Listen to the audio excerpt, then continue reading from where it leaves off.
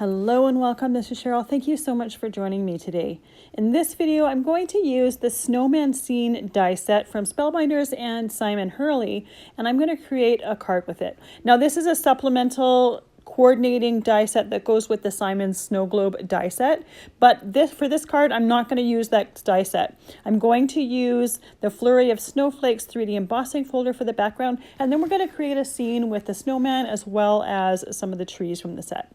So the very first step is creating the background, and I'm using some Yupo paper as well as some alcohol inks. I've got pink sherbet, cool peri, cloudy blue, and monsoon, and I'm going to use it with some isopropyl alcohol. And that isopropyl alcohol will help me blend and move those alcohol inks along the background. And I have it in a mister bottle here. I also have some in a dropper bottle, but I don't actually use the dropper bottle. I started out with using my alcohol ink blower tool to move that ink around, and then I decided to just tip up that Yupo paper and move it around this way. I'm going to get a cleaner blend with it this way. If you find that your alcohol inks aren't runny enough, very simple to just mist it again with that isopropyl alcohol and it will start to run again. Now, I'm not using any gloves on my hands here, so I do get my fingers stained quite a bit. But if you're worried about getting your fingers stained, you can wear some rubber gloves with this.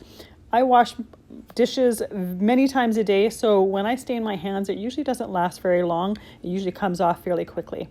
Once that background is completely dried, I'm going to put it in the embossing folder and put it through my Platinum 6 machine. Now I have the proper stacking here. I've done several 3D embossing folders, but the pressure is too much, and I think it's because I have the Yupo paper in there and it doesn't have as much give as regular cardstock. So I changed that platform that's meant to be used with 3D embossing folders, and I put the regular top on there and then just some index cardstock to create a different sandwich in order to emboss that background, and it worked much better. My embossing folder did curve, but I'm just going to put it underneath something heavy and let it sit there for a while to help flatten it out. For my background, I'm taking some 400 grit sandpaper and I'm just sanding that background lightly to remove that alcohol ink from the embossed snowflakes. I'm not worried about getting complete snowflakes here. It's just to create that textured background. You get enough of a hint of the fact that they are snowflakes, and I just love the texture that it creates when it reveals the white part of the Yupo paper. This piece of Yupo is really quite big, so I'm going to cut it down to create my card. And at first I was going to make a horizontal card, but in the end I make a vertical card because I really love the dark blue at the top as well as the pink at the bottom, and I didn't have the heart to cut either one of them off. So I'm cutting this down to 4 inches by 5 1/4. It's going to work perfectly on the front of a card and leaving a white mat around the edges. And then I'm going to die cut all of my pieces to create my scene. So I'm going to put that background and the card aside for the moment and take out my dies. And I'm using the trees from the set, the snowman, all the little pieces that go with the snowman. I pulled out the border dies that are meant to do the little snow hills, but they're actually too small to do the front of a card. They're more meant to be used with that snow globe because the size of them will fit within that snow globe. It's a very easy fix. I just have a piece of white cardstock here and I'm just taking some scissors and I trim them and easily create some snow drifts that way. With my cardstock, I'm using some silver glitter cardstock as well as some different colors of cardstock scrap. The dies themselves are nice and small, so it's a great way to use up some of those little bits. And for most pieces, because there's several different colors, you don't need a whole lot of cardstock for it, so might as well use up the scraps. For my snowman, it does cut the eyes as well as little stones down the front out of the body, but rather than completely cut it out and having to either put paper behind it or fill it, I just put some double-sided tape on the back, and then I'm going to use the little buttons or the little stones that are supposed to go on the front of the snowman. I cut 2 sets of them. I'm going to put 1 set down the front and then use the second set for the eyes. They're slightly bigger than the actual eyes that are on the die cut, so they look a little bit too big, but in the end design you don't really notice, and I think it looks totally fine. I have my Barely Art Glue here in a nice small squeeze bottle with a fine tip on it. It makes it nice and easy to control and to get just a tiny little bit out of there. I'm also using a pair of reverse grip tweezers in order to place these die cuts. Because a lot of them are so tiny, it would be really hard to hold them, add the glue, and place them at the same time. So by using the reverse grip tweezers, I can get that glue on there and not get glue all over my hands, and it makes it easier to place those in place. It's really easy to know exactly where each one of these die cuts goes. And I love the fact that this die set has 3 different hats to choose from. So there's 2 different toques and then 1 different top hat that you can choose from. And it gives you a lot of control over exactly what you want your snowman to look like. And I just realized that I totally revealed that I'm Canadian there by calling them toques. I'm not sure what they're called in the States. Not that that was a secret in any way, because most of the time it gets revealed in the description when I'm spelling some things, because there's different spelling for some Canadian words as well as American words.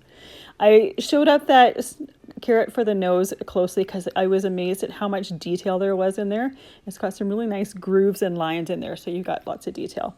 And then the last thing, the tiny little arms here, I was going to put the one arm behind the scarf, but realized you really didn't see it, so I went and put some more glue on it and then tucked the end of it in front of the scarf and then the rest of it behind the body.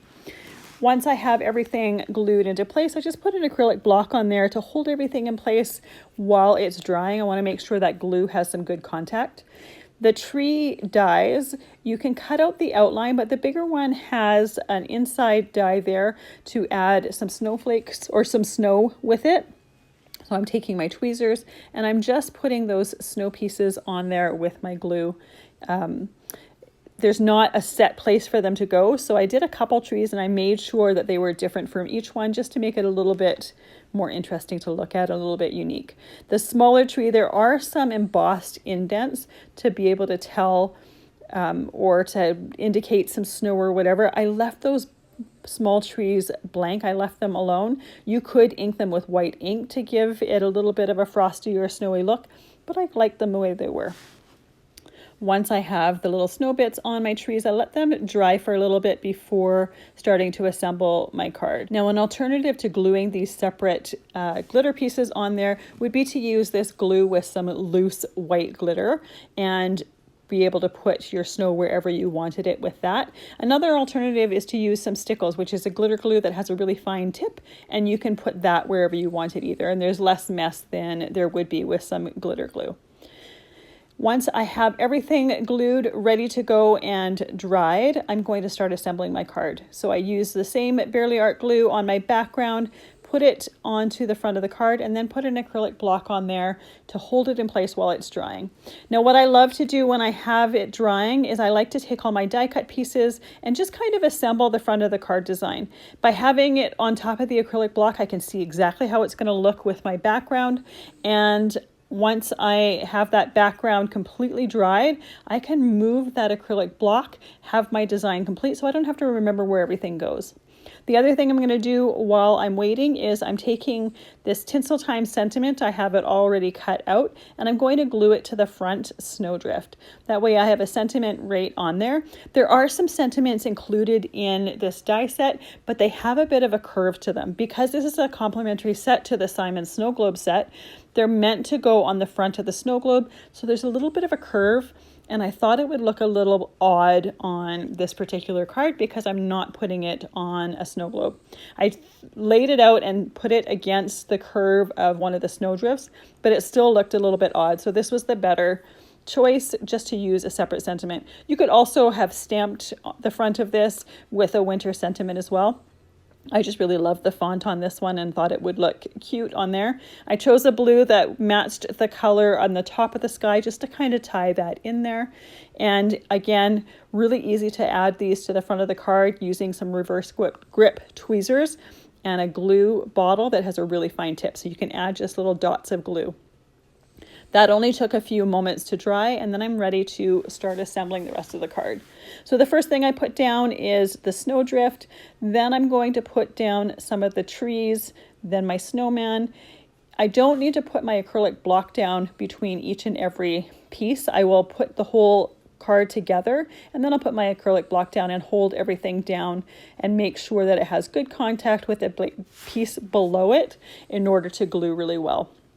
And I love this Barely Art glue because it takes like really only a few seconds and it starts to thicken up and it starts to grip the piece underneath there.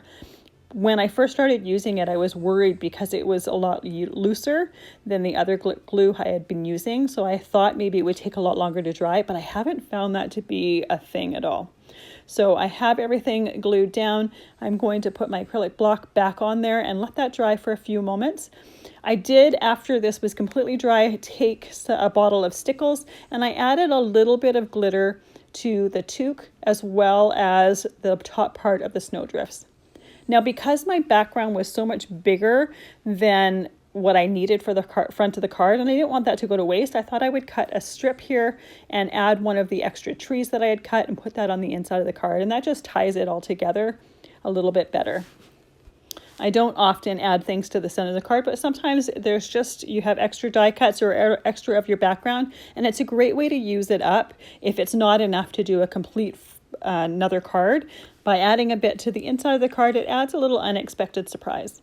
Now, once I had my Stickles on the front of the card, I left that aside to dry for a little bit. It really depends on how thick of a coat you do. I typically do less than more. I find a little bit just kind of adds enough sparkle. You don't need a whole lot. If you do like to be heavy-handed with it, you will need to let it dry for a lot longer. Thank you so much for watching. I really appreciate you being here. Have a fantastic day.